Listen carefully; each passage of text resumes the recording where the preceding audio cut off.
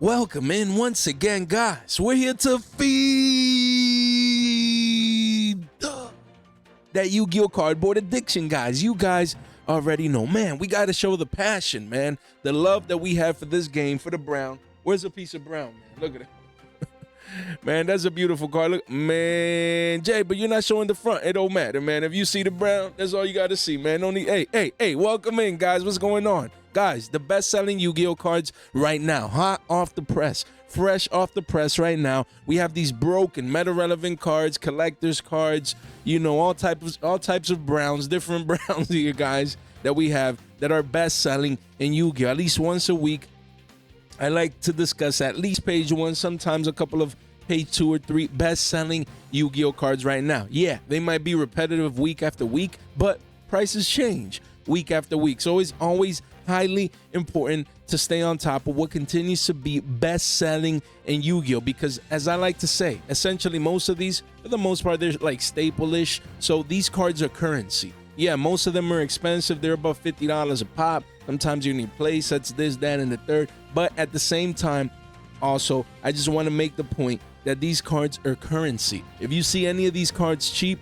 and they're best-selling, it doesn't hurt to have access to some of those just in case you need a trade. Maybe you need them. So let's discuss those prices today here now. Let's get it. Let's see what's going on. Guys, Dominus Impul is taking over the meta. This card is broken. It's just so good, and it fits well in so many different decks. And then, you know, you can always set it if this hurts you. And again, look at that V-shape recovery. The card went as low as 35 bones. V-shape recover all the way up to 62s. Wrong. Best selling here at 72 bones. Quickly goes to 80s and eventually triple digits. This is the new imperm. And combining this with an imperm is broken. Not this week. Last week I got pooped on because of this card. And it's insane, man. Yu-Gi-Oh! Yo, you need 370, let's say $75 card. Where's that calculator? Let's see. You need 3, how much is for Wallos? Let's say 125, but I'm not, we're gonna check that later. 3 times 75, you know, and then 125 times 3, that's 375 plus 375. Just a play set of Wallos and Impulse right now is 600. Shh.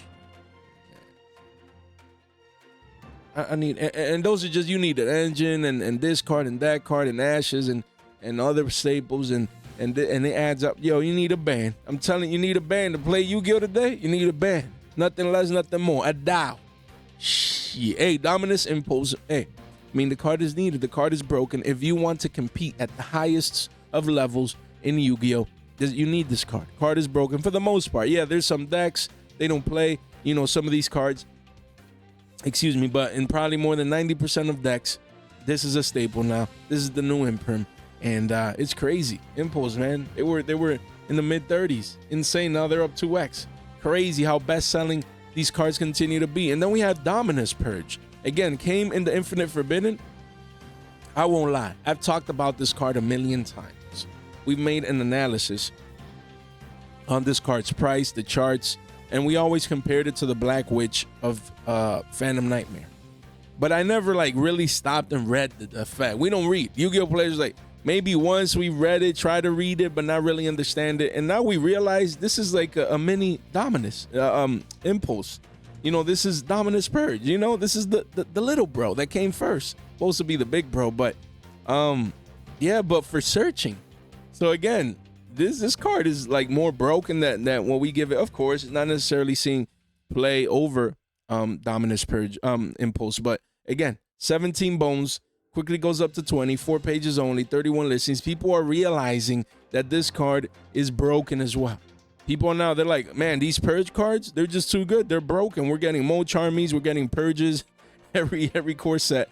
So hey, maybe in Supreme Darkness we get another Purge, but they can all be good, you know, or as good as the other. But hey, this card was 13s the other day, and now that I get it, look at that, it's skimming, you know, it's an all-time high. This is gonna be 20s in the short terms. A lot of one-ups. People are coming in and buying this one. You never know in the future, maybe they play 2 and 2 because searching is broken, you know what I mean? You know, and yeah, look at that. An effect that adds a card from the deck, negate it. Sometimes that one search kills, you know, the deck's move. So broken card from the Infinite Forbidden. Now, I don't know. I'm seeing it like from with different eyes now, from a different perspective. Now that we have Impulse, Dominus here. Telling you, man. Telling you. Free money down the line. And we have Supreme Darkness, some support, Clockwork Knight. I won't lie. I've been telling you guys to sell this damn card, and I'm not going to change my tune. No one knew that we were going to get support for this card. That's pretty cool. But now, if you still have this by any chance, if you're that one guy that plays machines, you have a playset of this, there's no better time to sell into the hype. Clockwork Knight from the Supreme Darkness set is a reference to a robotic knight from the anime, where he used the spell card Clockwork Knight during battle. That's pretty cool, man. That's pretty cool. Yeah, this is causing more hype. This card now becomes best-selling because of that support announced right here. For Battles of Legend Crystal Revenge, still a single print, no quarter century, nothing else. And this single print, parabolic. Now, it says 17s. Wrong. 27 bones. Only one here. Place it at 30s. And then it goes officially into the mid-30s for this card. One page only, 10 listings, almost single-digit listings, meaning that this card, essentially, you need to pay $100, 100 bones, 100 beans, 100 billies to get a playset of this card. Shit. That's the thing, man. Like, that's what I don't understand sometimes. Like, okay, we get it, support, hype, but like most of this hype never translates. And never is a strong word. Sometimes it takes more time, maybe, future sets to bring more support, but like most of these, most of the support like never translate, man. Like if by any chance, any shot, I'd still have this card, like I'd be selling into the hype, man. Like most of this, not like, oh, Clockwork Knight is gonna be meta. It's gonna battle Ryzion. It's gonna battle, Malice, and then after that, this and that. No, like most likely not.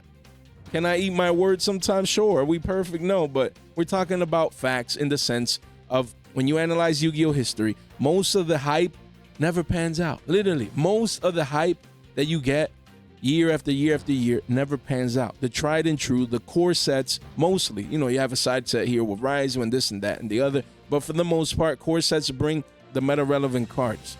The Rotor with Impulse and Mo Charming Fuos, and before that, you had you had Engravers and this and that and you know what I mean, and then you see cards like these, like most of the time they don't pan out. That's why I mean, you got a Hundy, and I got Clockwork Knight, and Billy Bob has a Hunt. Bro, Billy, come over here, man. Let's have a little conversation. Yeah, excuse me, man. We have Ultimate Dragon of Pride and Soul from Rage of the Abyss. Damn, this thing got cleaned out. What's Fitty Bones? Cleaned out. Where's my guy? Look at that. Mr. Clean is right here, doing his job, coming in and going to work. There was someone in the previous Market Watch comment section saying, Jay, Mr. Clean went to work on this card. Yeah, we had to pull it up to talk about it today, but I appreciate highlighting that for us as well. This card, beautiful. Saw it in person, and I guess collectors are coming in, man. They want the fusion. They probably already have all the other pieces, but I still think this is the supply shot coming in for an extremely scarce card. But I still think this thing curves back down eventually.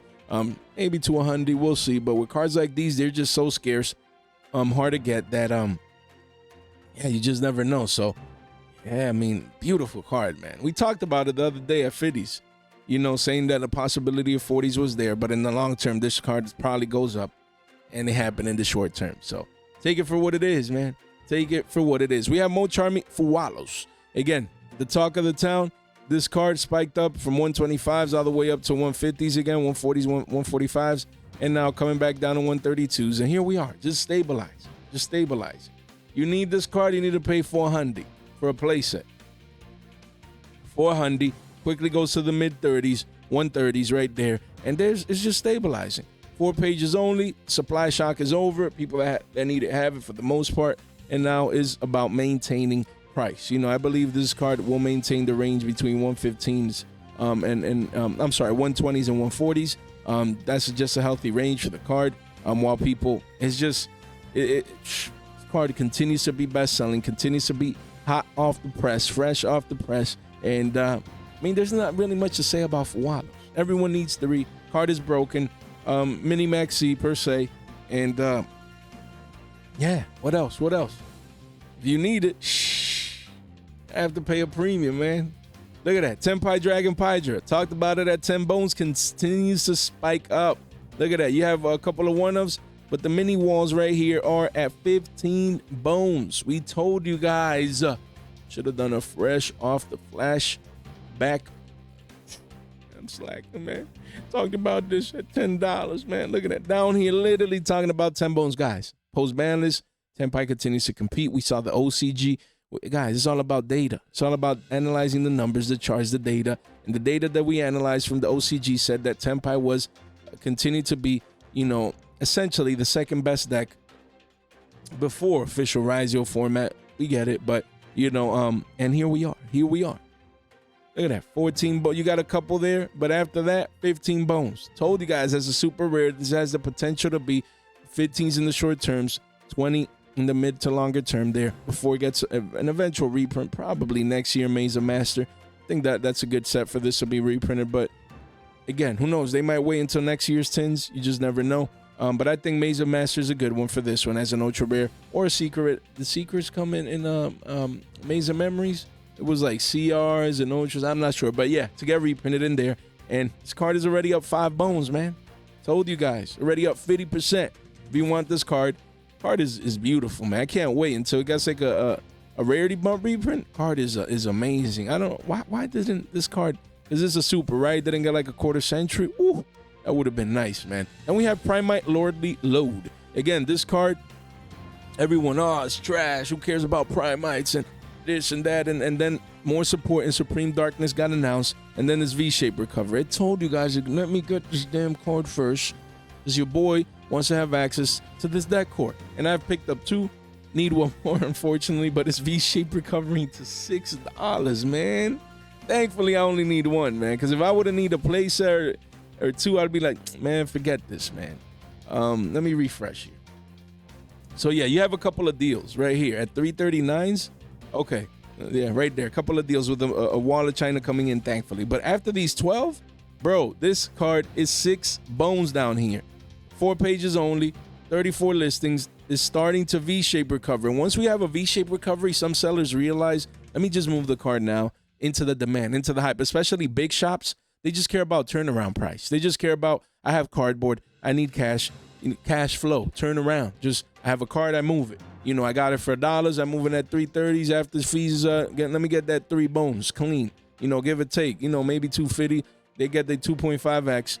You know, and they move on. They don't care that the card is going to be 6s, 8s down the line. They care about turnaround time.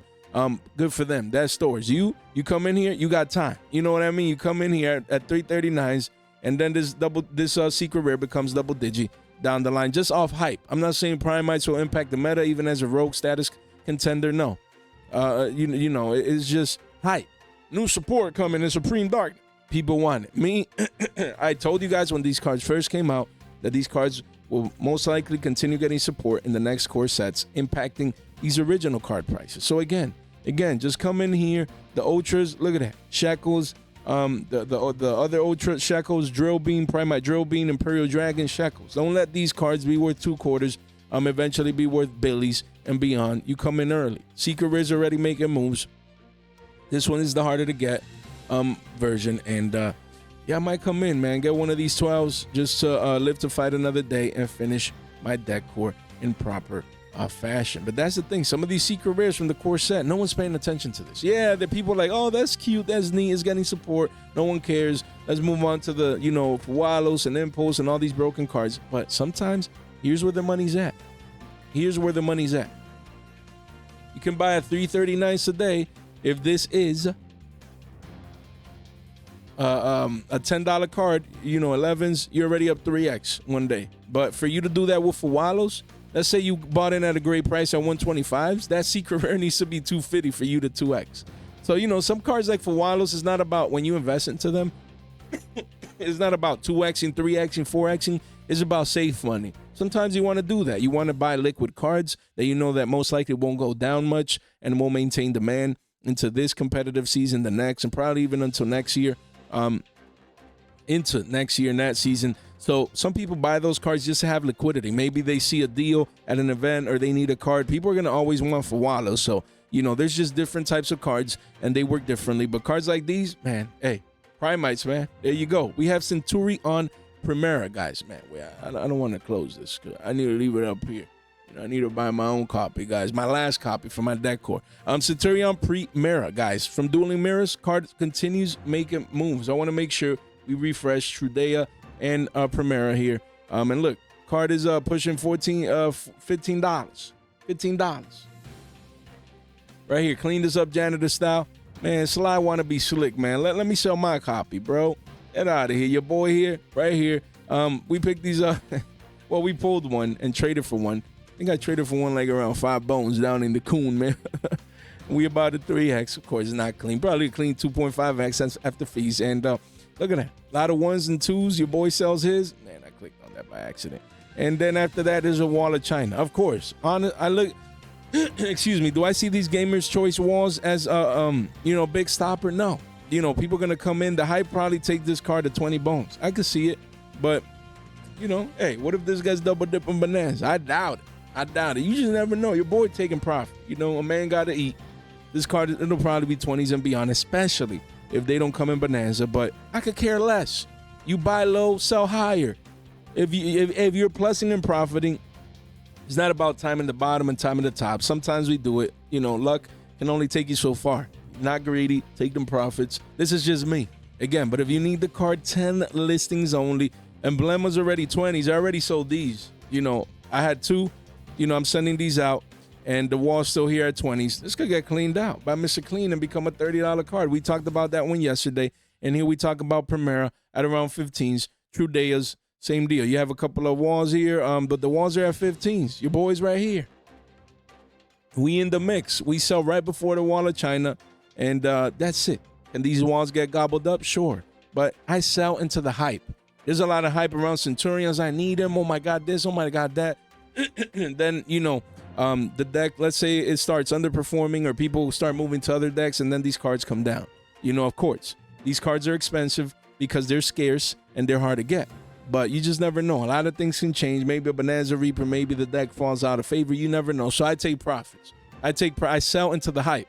Jay, but the hype could keep pushing the card up to 20s, to 25. Anything is possible. But me, it's all about entry price. Got most of these for $5. Pulled one, bought another one for $5, and traded for $5. I mean, let me take my $15, and then I sold 2. I'm sorry. If I sell them for 15, for 45, let's say 40 after this and that, 15s become 35s, for example. So I'll take the extra $20, recycle that purchasing power into the markets, and get my money back. The game is too easy. Then we have Fire King Courtier Ulcanix from Rage of the Abyss. We told you guys at 15s to pick up this card. And, we talked about this card very, very recently, and now it's 18s. Don't let this be 20s and beyond. 52 listings. A lot of people play Fire Kings now, man. Fire Kings continue to compete, and this card is beautiful. Beautiful artwork, and as a secret rare, we talked about it at 15s. Don't let us come back at 20s and beyond. This is a card that if I would need to play, I wouldn't be messing around with it. As a secret rare, you just never know, man. You just never know. You have Cashier Fenrir. Again, card just getting destroyed. Again, gap zone is over. Look at that. It's going almost into single-digit territory. If you don't need this card, especially if you have extras, this is that time. That time just came. The walls are too much. The supply pressure is too much. And when you see drastic moves like this, probably someone has insider information. Excuse me. What we've been speculating on, they probably have that insider information. Look at that. A new local low right here. It's over. Look at that. Trend is your friend until the end. Lower lows and lower highs is over for this card. If you have Fenrir, I'd be selling right now. I had my copies and I moved them. I did. I moved them right here. I moved them. Why? Because it's over. Excuse me, guys. It's over for this card. Again, a lot of walls of China right here. There's going to be single digits and then sub 5s, especially once it comes in Bonanza. Again, we're speculating. Hasn't been announced, but inside the move trades here, you can see it from a mile away. You never know. Jay, but, what if it doesn't come in Bonanza? There's no way, man. Hey, you never know. Might have to eat my words. You know what I mean? Hey, the Konami. No, we're leaving it for Maze of Master. You imagine? Nah. But yeah, I'd be selling this card. Don't take it for granted. Jay, but they were 15s. I could have sold at 15. You're still selling at double digits, man. You're still selling at double digits, you want to make sure that you sell now. That's what I'd be doing for this card right before, Bonanza. And we have more, but it continues to be best selling. That's the whole point. Cards like this, like Fenrir, yeah, they're going down, but people are buying their way down. It continues to be best selling because Fenrir is just Fenrir, man. It's like currency. People are just buying their way down. Don't be that guy. You sell to those people. Guys, we have more Charming Purulia here. From the Infinite Forbidden, card continues pushing 70s and then 75s, 2 pages only, 18 listings. We talked about this card the other day. There's still the Wallet China, so not talking about it too much other than the fact that it continues to be one of the best-selling cards in Yu-Gi-Oh! Continues to be one of the best-selling Yu-Gi-Oh! Cards, hot off the press. Keep it in mind, do as you will. Same as SP Little Knight here. Again, I'm surprised this card just has been a stable coin. Stabilizing here at around mid-40s, as you can see. Just stabilizing. 5 pages, 44 listings. Man, need to play the lottery. Look at that. 44, 44, 44, 44. We got it, Jay.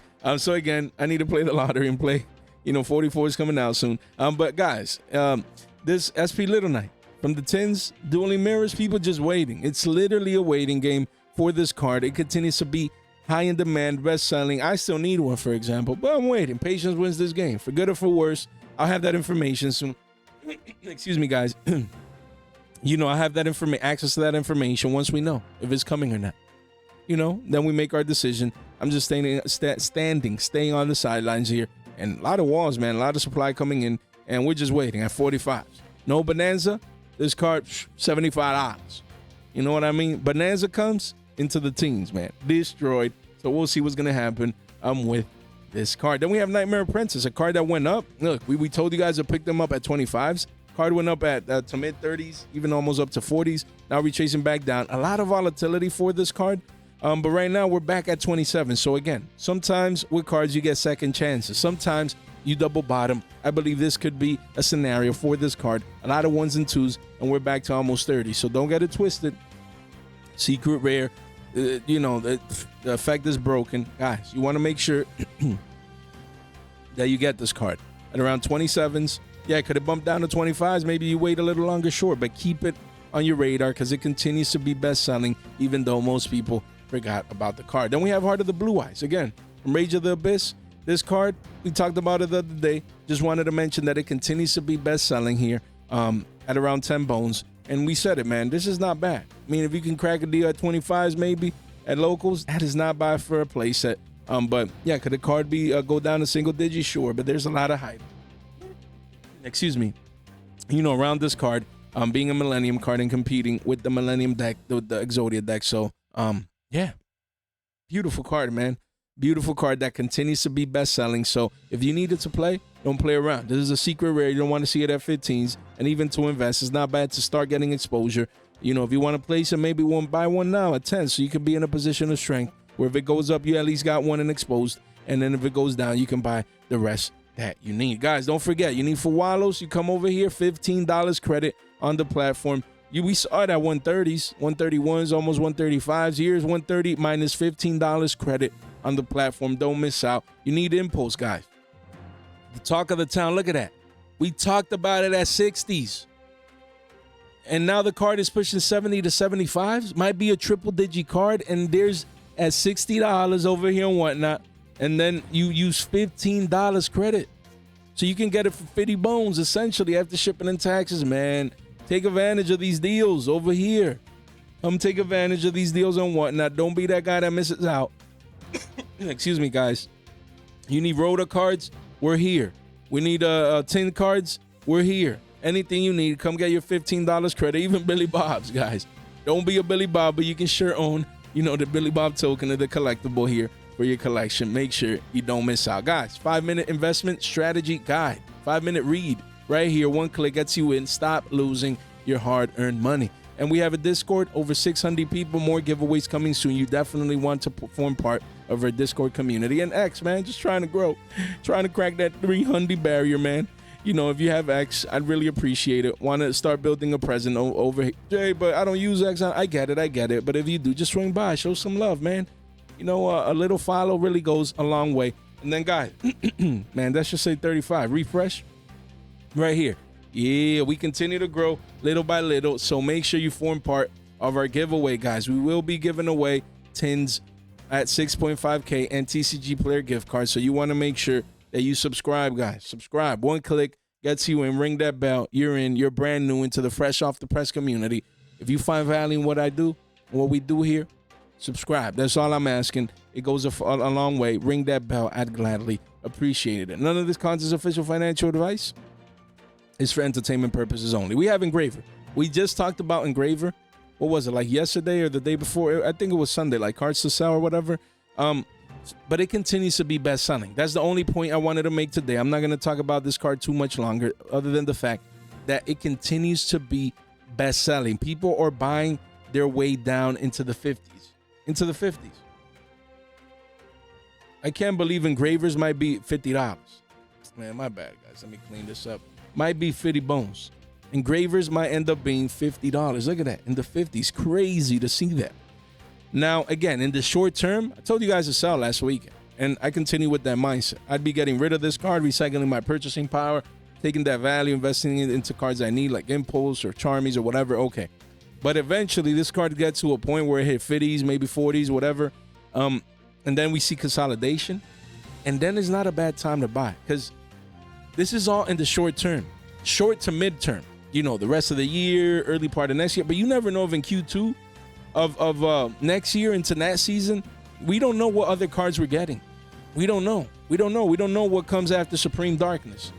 You know, we don't know what other reprint set, Battles of Legend is going to bring that might help this. You just don't know. So again, just because we say we sell, now we're talking about now. It's time sensitive in the short term.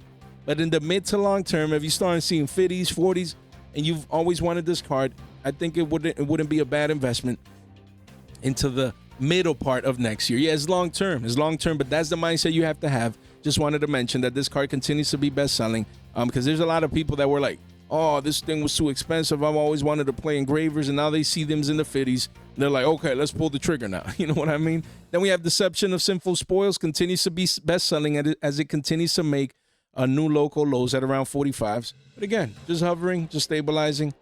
Some of these cards, we talked about these recently, so not too much to say.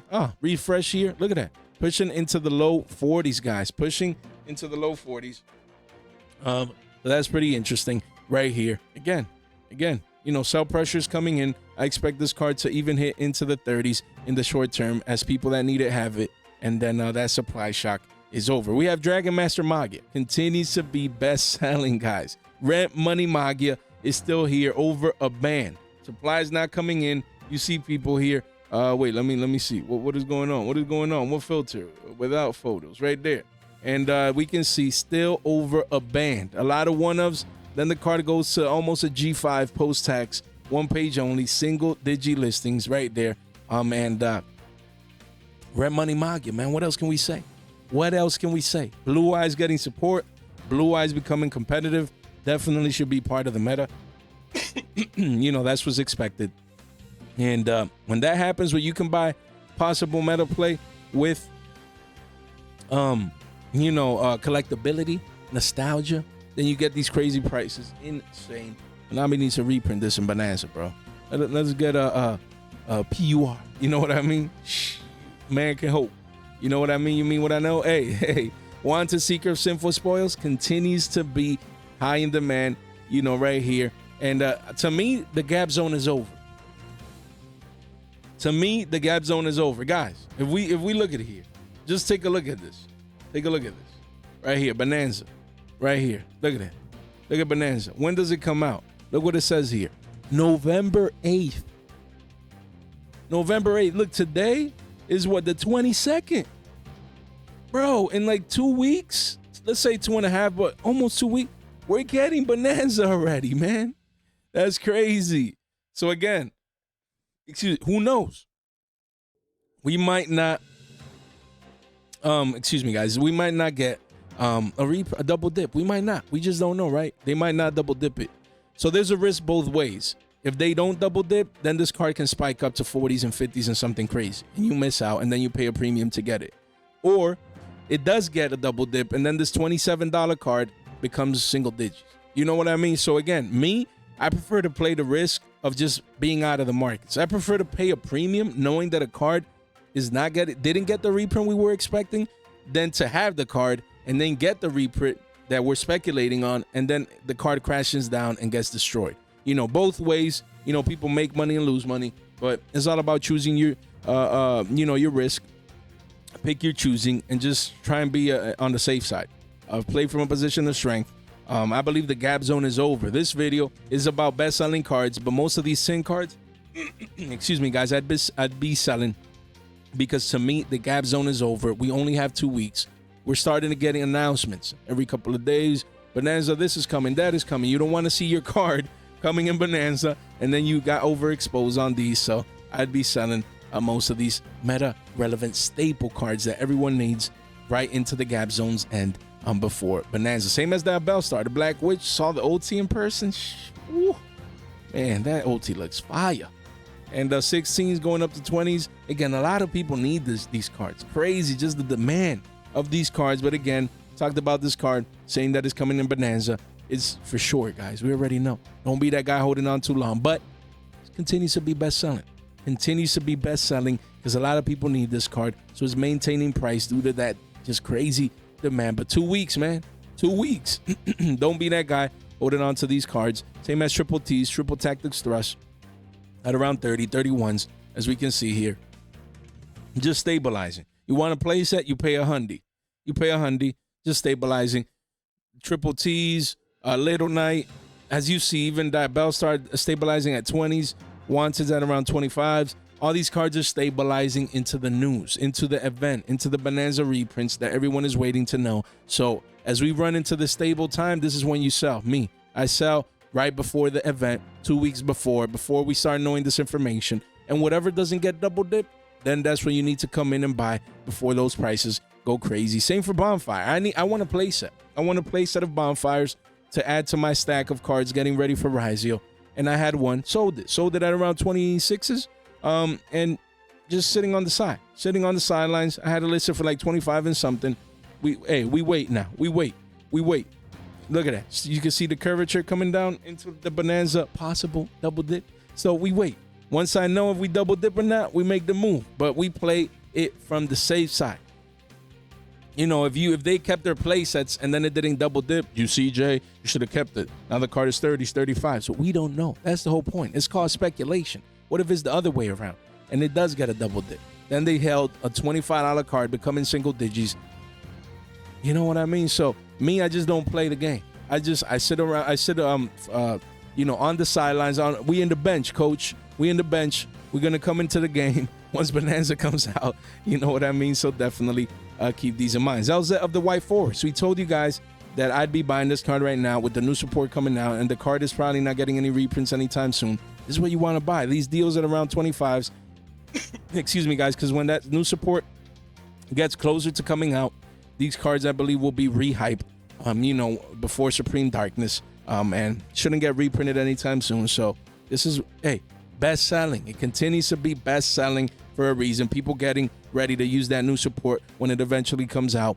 And talked about this one recently. So yeah, Chaos Angel, same deal at around 20 bones. Yeah, gap zone potential was up to 25s. Haven't reached it yet, but with 2 weeks left, I wouldn't even risk it for the biscuit anymore. If you bought at 14s, you come in at over 20s, you sell, maybe make your $5 profit and live to fight another day. That's just what I'd be doing with this card. That is still an extreme demand. There's so many great cards that got reprinted in the tins, but then the pull rates, the ratios are hard to get. Everyone is expecting for the double dip, at least with the staples, you know, in Bonanza. So we'll see if we'll get that pretty soon. Then we have Bistio Lubellion. Same deal.